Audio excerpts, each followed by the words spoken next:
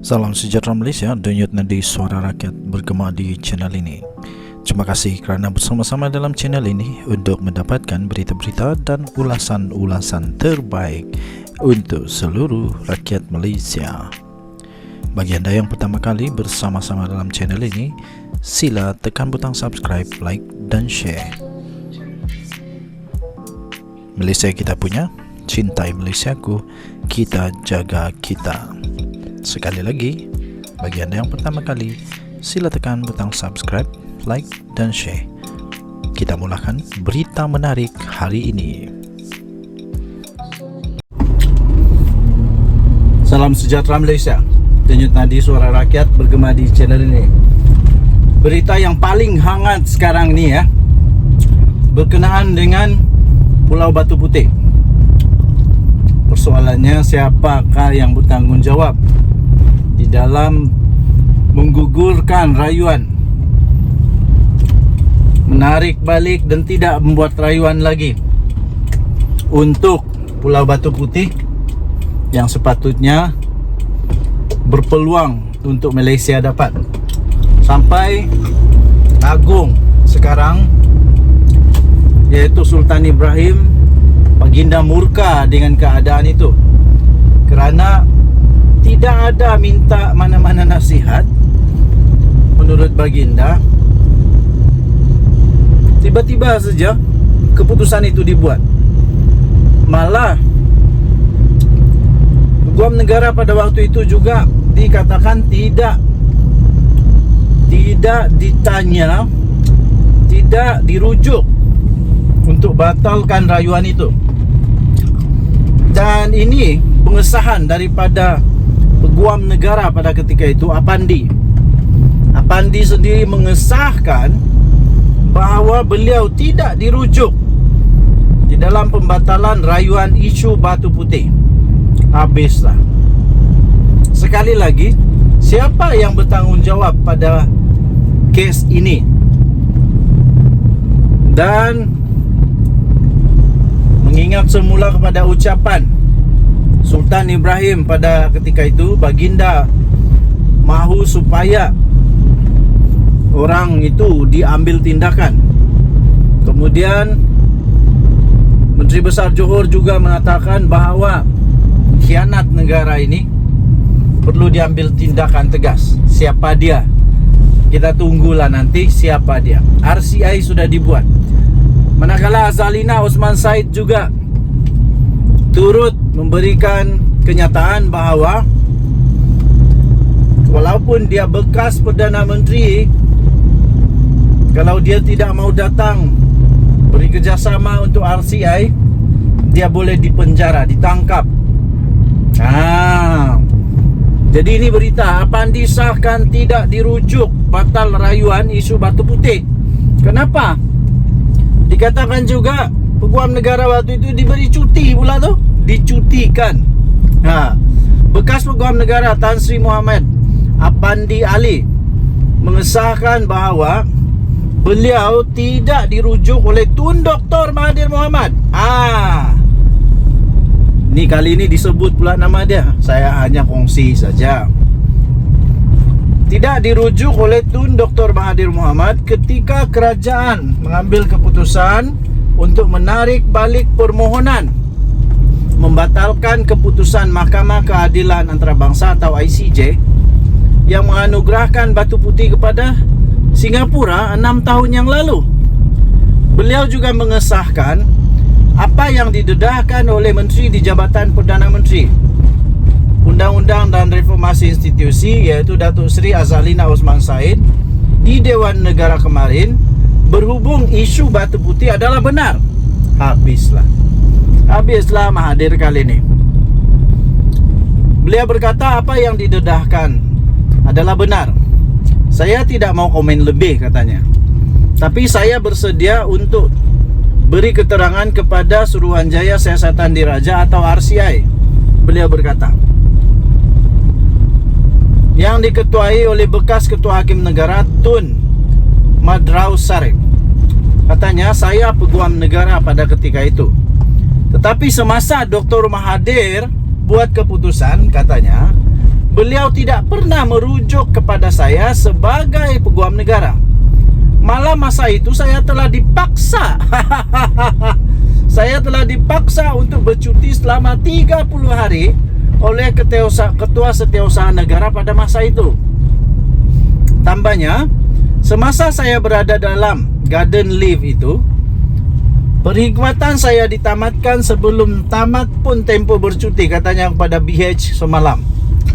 Muhammad Apandi dilantik sebagai peguam negara pada 2015 bulan Julai, mengambil alih tugas daripada Tan Sri Abdul Ghani Patail yang ditamatkan hikmat berkuat kuasa 27 Julai tahun yang sama atas sebab kesihatan. Hikmat Muhammad Apandi bagaimanapun ditamatkan kerajaan pada Jun 2018. Peguam negara baru menggantikan beliau ialah peguam yang terkemuka, yaitu Tan Sri Tommy Thomas, yang dicadangkan sendiri oleh Tun Mahathir, yaitu beliau menjadi Perdana Menteri pada ketika itu. Ini memang luar biasa. Sungguh-sungguh luar biasa ya, tuan-tuan dan puan-puan. Mengambil keputusan tanpa merujuk kepada yang sepatutnya. Peguam negara tidak dirujuk, malah dipaksa untuk bercuti. Kenapa ya? Sampai sekarang persoalan itu masih bermain di pikiran saya. Kenapa? Kenapa peguam negara dicutikan? Lepas itu tang-tang juga tup-tap tiba-tiba kita terkejut kerana digugurkan sudah. Kemarin Azalina ketika menggulung perbahasan di Dewan Negara menyatakan Perdana Menteri yang membuat keputusan secara sembunyi itu adalah individu yang bertanggungjawab. Yang bertanggungjawab menyebabkan Malaysia kehilangan batu putih dalam proses rayuan di Mahkamah Antarabangsa. Kata menteri itu lagi, Zalina Osman lah, Perdana Menteri ketika itu membuat keputusan secara bersendirian, tanpa sesiapa mengetahuinya, termasuklah peguam negara yang telah dicutikan ketika itu. Beliau berkata peguam negara cuti 4 hari garden leave, dipaksa cuti, tidak ada siapa yang tahu. Keputusan dibuat secara sembunyi-sembunyi menyebabkan kita telah kehilangan batu putih yang dalam proses rayuan antarabangsa, dan tidak seorang pun menggembar-gemburkan isu ini dan mengaitkan dengan soal kehilangan kedaulatan, kata Azalina. Beliau menambah perkara itu sudah pun disiasat oleh pasukan petugas SAS dan Dr. Mahathir dipanggil untuk memberi keterangan. Tetapi Mahathir tidak mau hadir, tidak hadir. Kenapa tidak hadir? Katanya kini sudah ada Suruhanjaya Siasatan Diraja RCI. Beliau boleh dipanggil.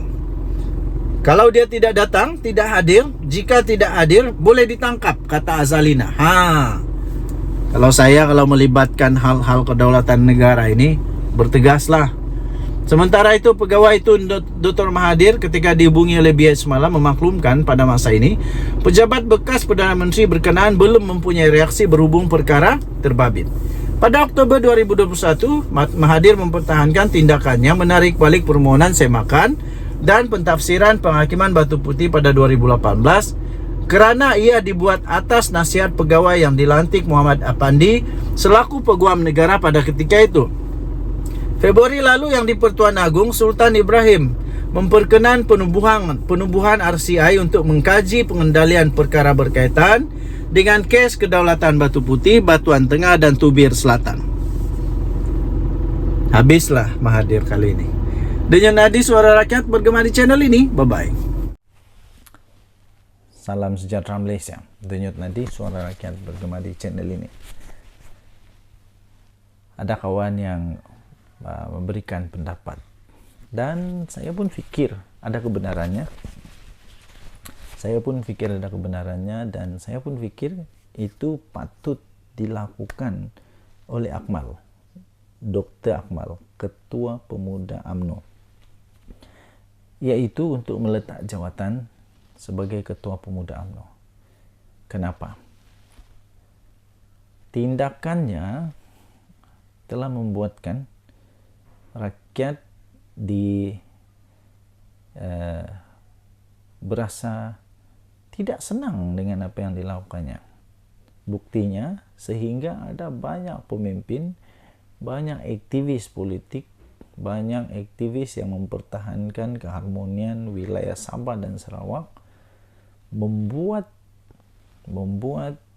satu permohonan cadangan supaya beliau diharamkan untuk datang ke Sabah dan Sarawak. Ini memberi gambaran secara tidak langsung yang buruk kepada UMNO, terutamanya tidak lama lagi menjelang pilihan raya negeri Sabah yang pasti tidak lama lagi lah, sama ada tahun ini atau tahun depan.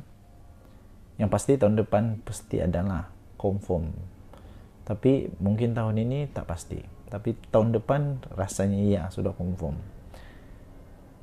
Ini memberi gambaran yang buruk dan membawa satu kesan yang pasti buruk kepada UMNO untuk pilihan raya ini. Kerana kalau UMNO di Sabah dalam kempen-kempennya nanti pasti akan diserang terus-menerus oleh parti-parti yang ya musuh politik parti UMNO, yang pasti akan membangkitkan perkara tentang perkara ini. Jadi untuk mengelakkan damage control, untuk membawa damage control, untuk supaya ada damage control, mungkin salah satu tindakan yang bijak adalah supaya Dr. Akmal meletak jawatan sebagai Ketua Pemuda UMNO. Letak jawatan sebagai Ketua Pemuda UMNO sebab ini membawa kesan yang buruk. Harus diingat, orang-orang aktivis-aktivis politik yang sudah bersuara ini adalah orang-orang yang mempunyai suara yang cukup kuat, cukup berpengaruh di Sabah dan Sarawak. Jadi pasti rakyat Sabah dan Sarawak tidak senang dengan apa yang berlaku, sehingga mereka mau supaya diharamkan datang ke Sabah, Sarawak. Jadi pasti pening juga kepala, terutama di Sabah. Bung Mukhtar pasti pening juga lah dengan keadaan terkini partinya itu, parti UMNO. Tidak tahu untuk tujuan apa Dr.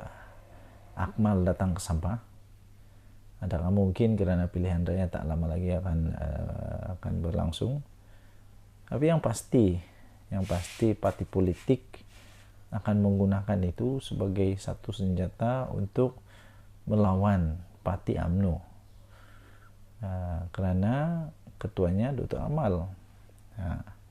Kedua, kenapa saya fikir Dr. Akmal kalau dia nak letak jawatan bagus juga, yaitu dengan secara lebih besar lagi, secara lebih umum lagi, ialah untuk supaya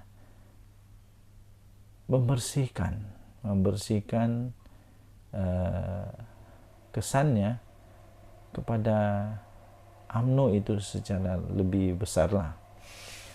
Kalau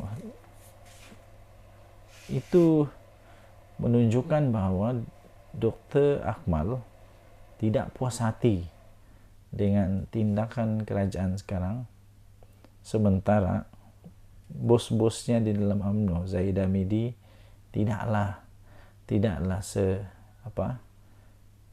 seteruk dia dalam tindakan ucapannya. Kenapa Dr. Akmal seolah-olah nampak tidak menghormati lah kalau begini? Kalau dia tak puas hati dengan kerajaan yang ada sekarang, maksudnya dia tidak sebulu dengan kepimpinan UMNO pusat. Sebab Zahid Hamidi dia bersuara juga, tapi tidaklah sampai begini, tidaklah sampai adanya aktivis politik yang mau mengharamkan Zahid Hamidi untuk datang ke Sabah, Sarawak. Tidak ada, belum ada, tidak ada. Jadi kalau Dr. Akmal memang dia tak boleh tahan, mungkin baguslah letak jawatan sajalah, bagilah orang lain untuk jadi Ketua Pemuda UMNO.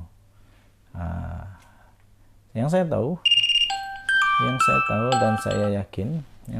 dan saya yakin, UMNO ini bukan satu parti politik yang ekstrim.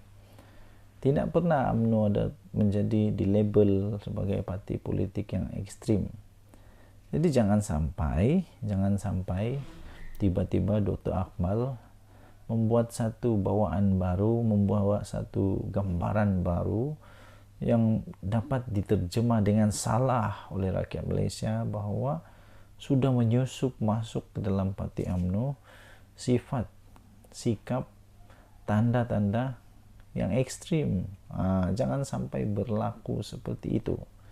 Jangan sampai adanya pikiran seperti itu yang timbul kepada rakyat Malaysia, terutamanya untuk Sabah dan Sarawak. Sebab saya yakin UMNO bukan parti yang ekstrim, ya. UMNO bukan parti yang ekstrim. UMNO bukan satu parti yang tidak boleh bertimbang rasa, tidak boleh bertoleransi dan sebagainya. Dan seterusnya, marilah kita sama-sama memberikan peluang kepada mahkamah untuk menjalankan tugas mereka, untuk mengadili dengan penuh adil, saksama dan transparan tentang perkara ini, kerana semua yang bertanggung jawab sudah pun dibawa ke muka pengadilan, sudah pun didakwa di mahkamah. Jadi saya fikir kalau Akmal tidak boleh berhenti daripada menjadi yang dilihat sebagai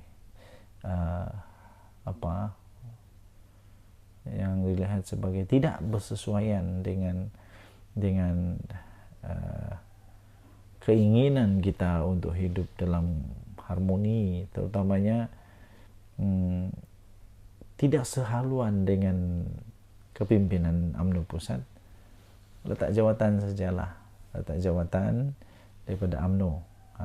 Kalau dah tak suka UMNO, tak apa, banyak parti lain, pergilah parti lain pun tak apa. Saya fikir UMNO masih ada banyak lagi pemimpin-pemimpin yang berwibawa seperti dia. Apa-apa pun, mari kita sama-sama jaga keharmonian negara Malaysia. Kita hormati 120 juta peratus, hormatilah perlembagaan negara Malaysia, yaitu agama Islam, agama negara Malaysia, agama persekutuan, maksud saya agama persekutuan, dan kita juga menghormati bahawa bangsa Melayu adalah bangsa yang perlu dihormati di Malaysia. Dan itu tadi Suara Rakyat bergema di channel ini. Jangan lupa tekan butang subscribe, like dan share. Malaysia kita punya, cinta Malaysia aku, kita jaga kita. Bye-bye. Salam sejahtera Malaysia. Denyut nadi Suara Rakyat bergema di channel ini. Nampaknya Azmin Ali Azmin Ali agaknya dalam keadaan yang sukar sekarang. Mungkin dia kena makan karma agaknya nih.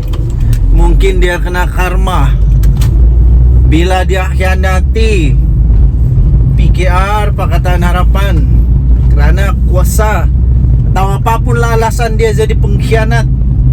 Kah sekarang ambil engkau sendiri pula rasa manis tak manis dikhianati, sedap tak sedap kalau kena khianat. Ambil engkau apa kau rasa, Orin? Jadi kerana itu saya nak kata janganlah marah. Janganlah marah kalau ada orang khianat pula. Pertama, kedua, jangan tuduh dia mengkhianat kerana engkau lebih dulu lagi mengkhianati. Apa yang terjadi? Azmin Ali terpaksalah menerima kenyataan bahawa dia terpaksa dengan kuasa dia telah memberi maklum terpaksa menggantung satu bahagian ini bersatu. Kerana apa? Kerana ketua bahagian bersatu itu menyatakan sokongan kepada Perdana Menteri Datuk Seri Anwar Ibrahim. Ini nampaknya bukti bahawa bersatu bukan semakin kuat, tapi makin hancur. Makin hancur.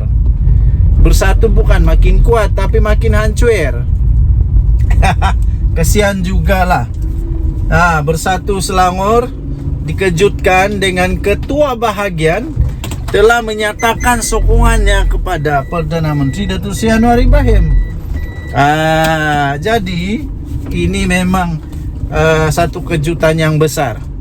Adakah ini satu karma kepada Azmin Ali?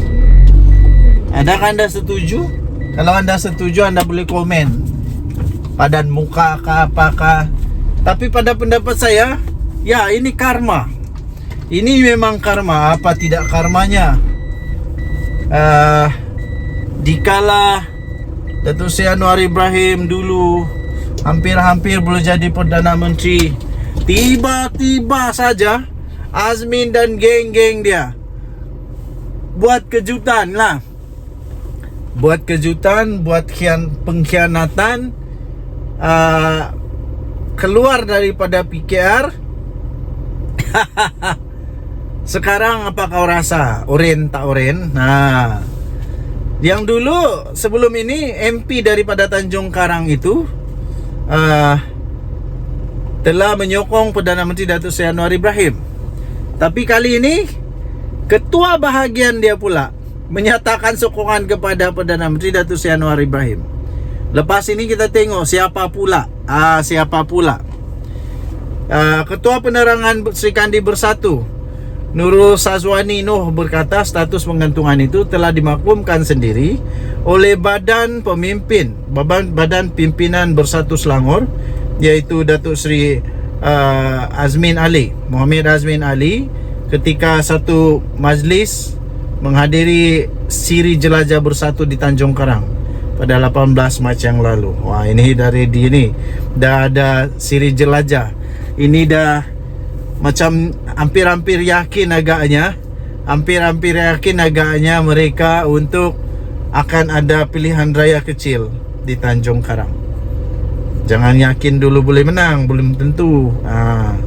Kita jumpa lagi, bye-bye. Memang memalukan betul. Itu kata awal lah. Walaupun selamat pagi, selamat petang, selamat malam, selamat apa-apalah kepada anda semua penonton-penonton The Twin TV. Dan saya ingin ucapkan selamat menyambut bulan Ramadan dan selamat menyambut bulan Syawal. Tidak lama lagi akan disambut oleh rakyat Malaysia yang beragama Islam. Di bulan puasa ni muhasabah diri itu penting. Di bulan puasa ni cermin diri itu lebih penting. Di bulan puasa ini sedar diri itu amat-amat penting. Jangan sampai kata orang lebih, sendiri lebih. Itu lebih memalukan. Inilah yang terjadi kepada seorang bekas menteri yang cuba untuk nasihatkan orang lain, tapi rupa-rupanya dia jauh lebih teruk, tak malu. Nasihatkan orang sendiri lebih teruk. Itulah orang kata ludah ke langit temakan muntah sendiri. Bukan hanya ludah, tapi makanlah muntah sendiri. Inilah yang terjadi kepada Razi Jidin Razi Jidin, bekas Menteri Pendidikan Malaysia. Saya nak tanya dulu, waktu Razi Jidin jadi Menteri Pendidikan, apa yang berlaku kepada pendidikan Malaysia? Ada perkembangankah?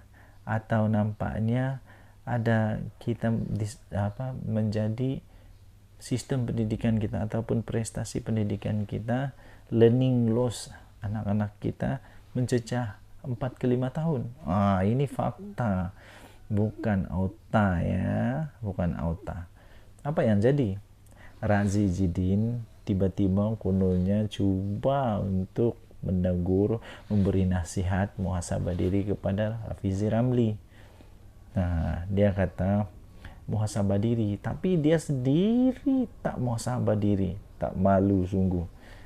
Akhirnya Hafizi Ramli bagi sebiji, dia balun habis dengan selamba aja kena sekolahkan Razi Jidin. Lepas buka puasa aja Rafizi selamba aja kasih sebiji kepada Razi Jidin.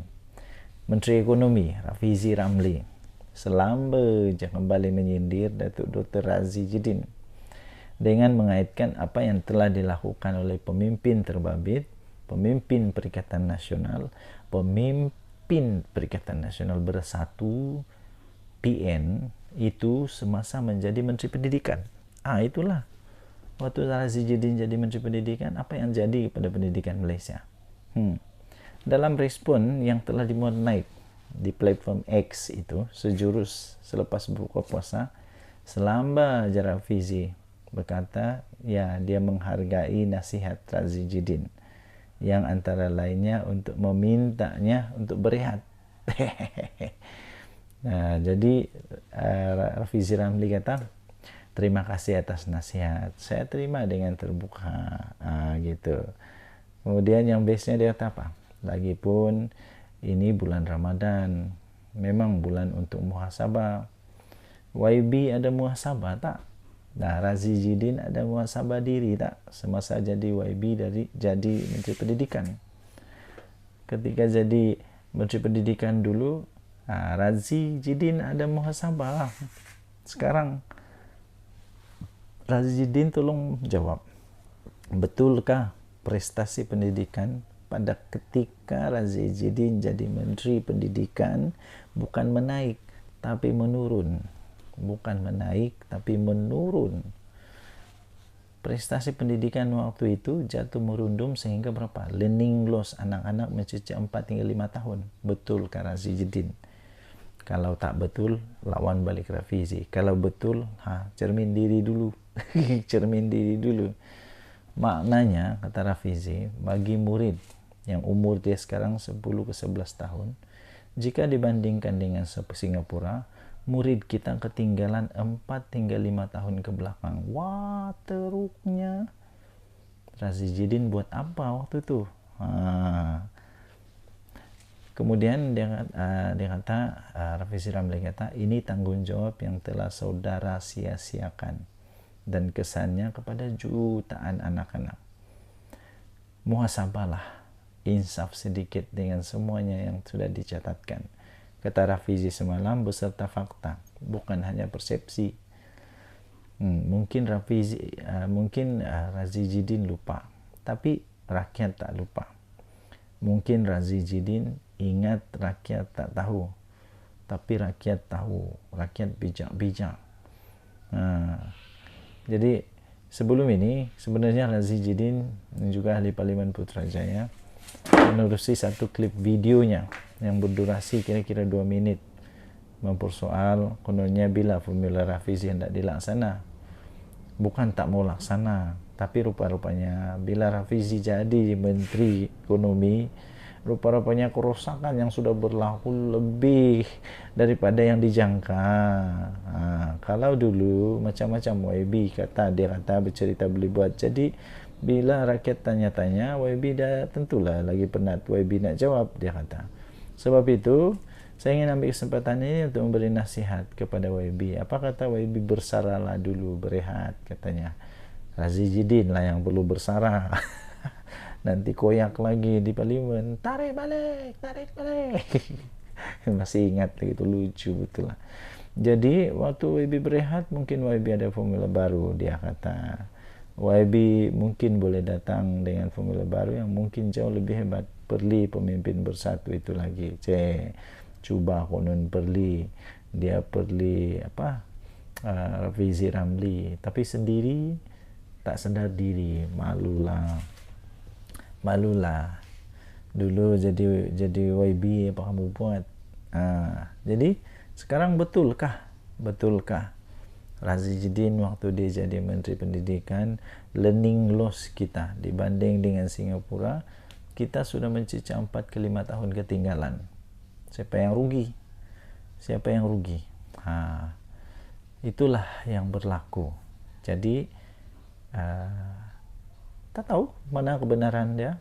adakah Rafizi Zamri yang benar atau Razizidin, tapi menurut Rafizi ini fakta ya, ini fakta.